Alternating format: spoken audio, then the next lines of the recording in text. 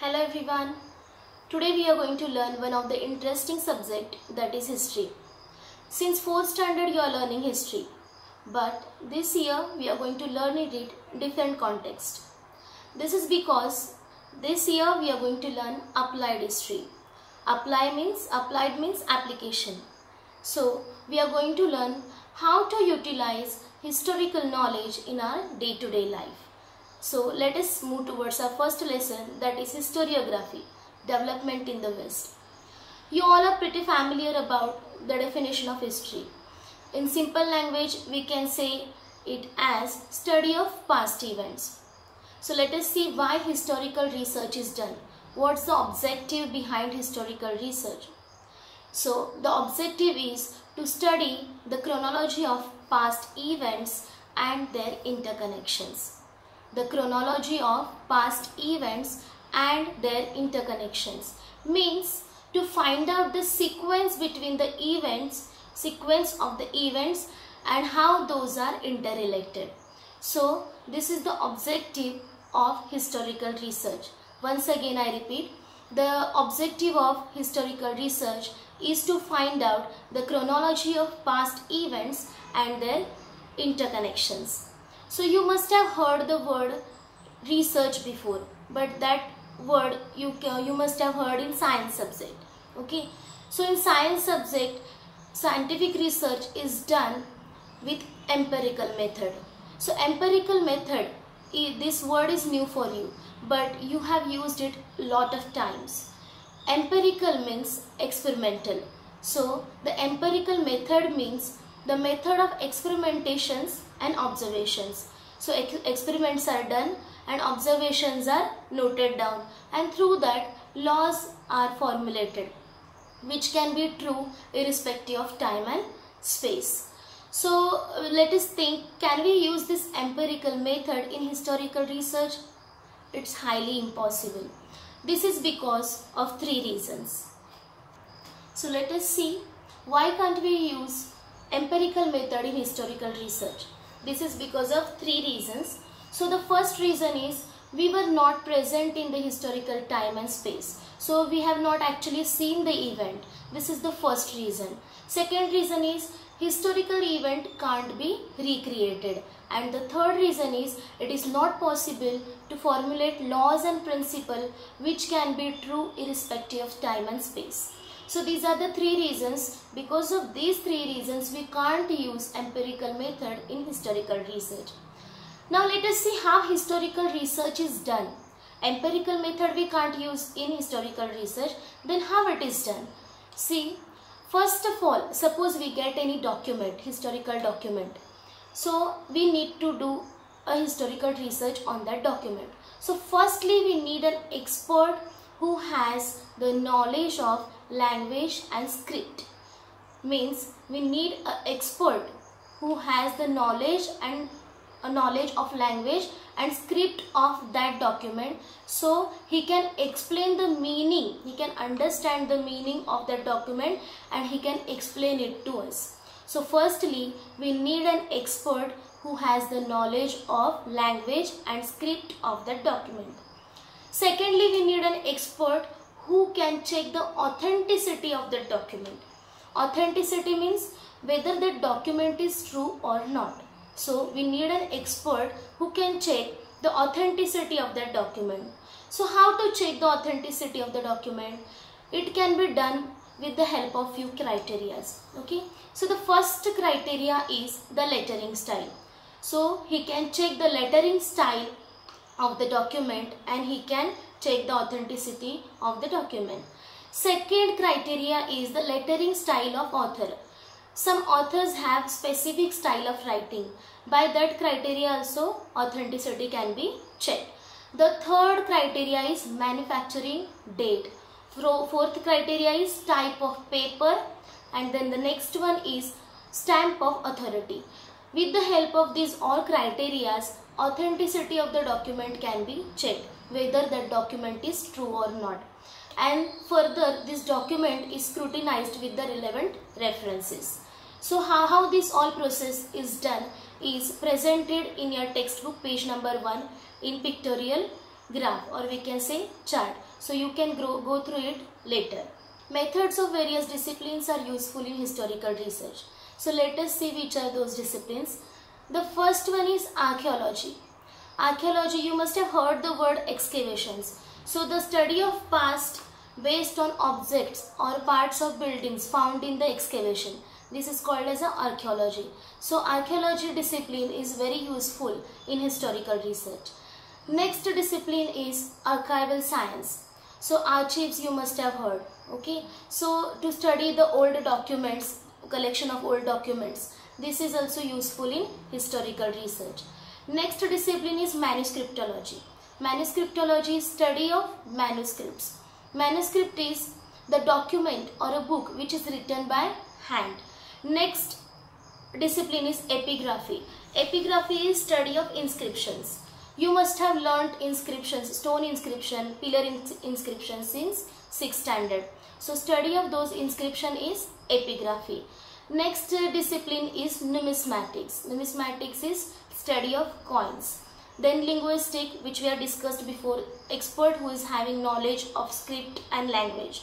So linguistic discipline is also very useful. Next one is genealogy. Genealogy is study of lineage. And the next one is analysis of lettering style. So with the help of all these disciplines, historical research is done. So now you must have understood the depth of historical research.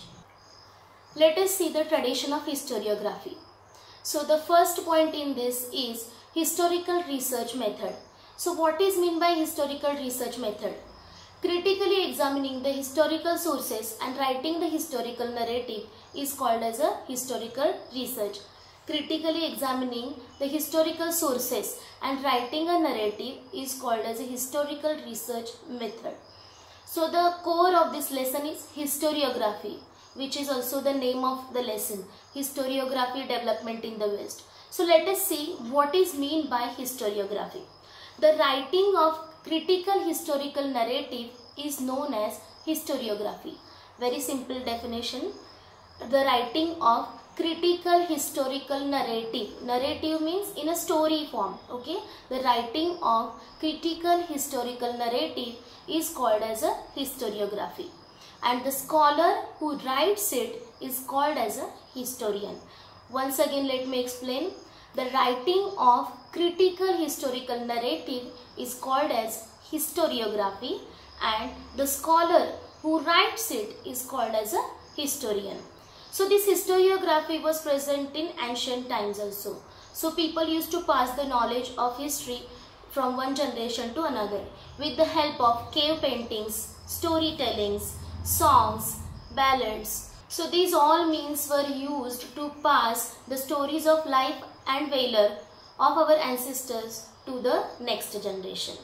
So let us move towards modern historiography. So first let us see the characteristics of modern historiography. So the first characteristic is it's a method based on scientific principles. Means what? It begins with the formation of relevant questions. Why this is happened? So such kind of questions are formed. So it begins with the formations of relevant questions. This is the first characteristic of modern historiography. The second characteristic is questions are anthropocentric. Anthropocentric is human-centered. Okay, so questions are about the deeds of human societies of a particular period. So history does not suggest any interrelation between the divine and human deeds. In this modern historiography, history does not suggest any interrelation between the divine and human deeds. Divine, spiritual power you must have heard, right? So in modern historiography, history does not suggest any interrelation between divine and human deeds. This is the second characteristic of modern historiography. Third one is answers to these questions are supported by reliable evidences. And the fourth characteristic is history presents a graph of mankind's journey with the help of past human deeds. Roots of modern historiography are in the Greek historical writings because history is originally a Greek term. Greek historian Herodotus has used it for the first time for his book The Histories in 5th century. So till 18th century, Europe had achieved remarkable progress in the field of science and also in philosophy. So scholars by then had come to believe in the possibility of studying history into the scientific methods. So now the philosophical discussions focused more and more on the objective of historical events.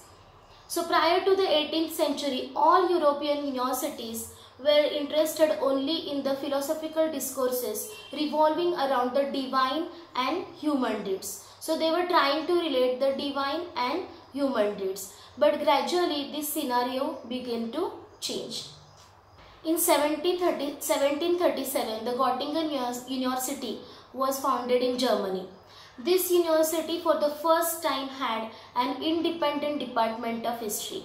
Later, other German universities also became the center of historical studies. So this university has importance that in 1737 this university, Göttingen University, was founded, and this university had the first time historical department, separate historical department. The contribution of many scholars is important in the development of historiography. So let's have a look at the contribution of few notable scholars. So the first remarkable name is René Descartes. His lifespan was 1596 to 1650. So he insisted on verifying the document by critically examining it. Any document if we get, we should verify it by critically examining this document. So he has given some rules in his book Discourse on the Method. So one of those supposed to have great impact on the scientific method of research.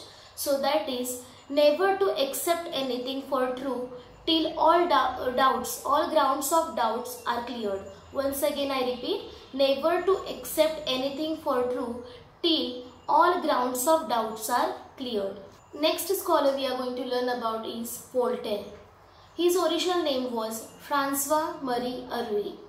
His original name was François-Marie Arouet. He was French. So he opined that along with the objective of truth and chronology of the event, all aspects of human life must be considered. So which are those human life aspects which he said to be considered? First one is social traditions, then trade, economy, agriculture. These all aspects must be considered in history. He was said to be a founder of modern historiography. His original name was François-Marie Arouet and he was considered as founder of modern historiography. The next scholar is George William Frederick Hegel. His lifespan is 1770 to 1831. He was a German philosopher. He insisted that historical reality should be presented into logical manner. So he gave importance to the timeline of historical events. The collection of his lectures and articles is published into a book, that is Encyclopedia of Philosophical Sciences. Also he has written a book, Reason in History. According to Hegel, in order to understand true nature of anything, one needs to understand both sides of that thing, like true and false, good and bad. So this method of analysis based on opposites is called as a dialectics. So in this method, a theory is proposed at the beginning is called as a thesis. In this method, first one theory is proposed, that theory is called as a thesis. Then another theory is proposed which is contrary to thesis, that is called as a antithesis. Next one theory is proposed which is contrary to the thesis, it is called as a antithesis. After the thorough logical discussion on the both, new thesis is proposed which includes gist of thesis and antithesis. So this process of arriving at the new thesis is called as synthesis. So this synthesis word you must have heard in science, right? So this synthesis is a long process. Once again I will explain you. So the method which is based on study of opposites is called as a dialectics. In this method, firstly a theory is proposed. It is called as a thesis, and then next theory is proposed which is contrary to the thesis, that is called as a antithesis. And after a thorough logical discussion of the both, a new thesis is proposed which is having a gist of both thesis and antithesis. So this all process arriving to the new thesis is called as a synthesis. Next scholar is Leopold von Ranke. His lifespan was 1795 to 1886. He opined that information gathered through original document is utmost important. He also said that to reach the truth of the document, all the related documents should be examined with greatest care. So his articles are published in the book The Theory and the Practice of History, and the second book is The Secret of World History. So the next scholar is Karl Marx. His lifespan was 1818 to 1883. According to him, history is not about abstract ideas. It is about living people. According to him, the accessibility of the means of production to different strata of the society may not be equal, and this leads to the division of society into the classes. So he said this history as a class struggle also. Hence, Karl Marx opined that human history can be called as a class struggle. So he has written the book Das Kapital. His book is Das Kapital. So it is most referred book in the world. Here next we are going to learn about Annales School. At the onset of 20th century, new school of historiography arose in France. It was called as Annales School. Here school means a system. So one new system arose in France regarding historiography. It is called as a Annales School. It was recognized now that history is not only about political leaders, political events, kings, wars, diplomacy, but the history is also about the climate, local people, trade, agriculture, technology, means of communication, social divisions and their collective psychology of historical period. So these all things must be considered. It is said in Annales School History. So it was started by French historians. So now we are going to learn about feminist historiography. Feminist word relates to female, right? So it is simply the female history. Okay, so feminist historiography we are going to learn now. So what is mean by feminist historiography? Restructuring of the history from the perspective of women is called as a feminist historiography. Once again, let me explain. Restructuring of history from the perspective of women is called as a feminist historiography. So the writings of Simone de Beauvoir helped in establishing fundamentals of the feminism. So she was French. Simone de Beauvoir was French. This historiography emphasized not only on the inclusion of women in history but also on rethinking of the male-dominated society. It gave focus on various aspects of life of women, such as employment, role in trade union, institutions working for their development, and their family life. So because of these all changes, after 1990, women were portrayed as an independent social class. Next scholar is Michel Foucault. His lifespan was 1926 to 1984. He was a French historian. According to him, the practice of arranging events in a chronological order is not important. He gave importance to the transitions in history. Transition means changes. So changes took place in history. Those are important, he said. So he subjected the unacknowledged areas by other historians, so such as psychological disorders, science of medicines, prison administration. So these all areas were subjected by him. He called his method The Archaeology of Knowledge. He also has written a book which is named as The Archaeology of Knowledge. So in this way, the scope of historiography kept continuously expanding.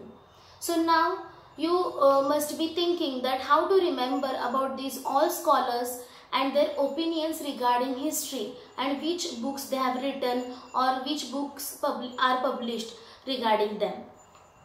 So here all of you must be thinking how to remember all these scholars and their ideas about historiography and also their books. So while preparing notes, you can prepare chart like this. You can see a chart on the screen. So you can see this chart clearly. 3 columns are there. First column heading is name of the philosopher. The second column heading is name of the books. And the third one is ideas about historiography. So while preparing notes, you can make chart like this. So it will be really easy for you to read and remember all the points regarding all these notable scholars. So here we have completed our first lesson, that is historiography, development in the West. So in our next video, we will learn the next lesson, that is historiography, Indian tradition. Sangli शिक्षण संस्था नावाने सुरू असलेल्या YouTube चॅनलला subscribe करा आणि त्याच्या शेजारी असणाऱ्या बेल आयकॉनवर क्लिक करा, म्हणजे पुढील व्हिडिओचे नोटिफिकेशन्स आपणास येत राहतील. थँक्यू.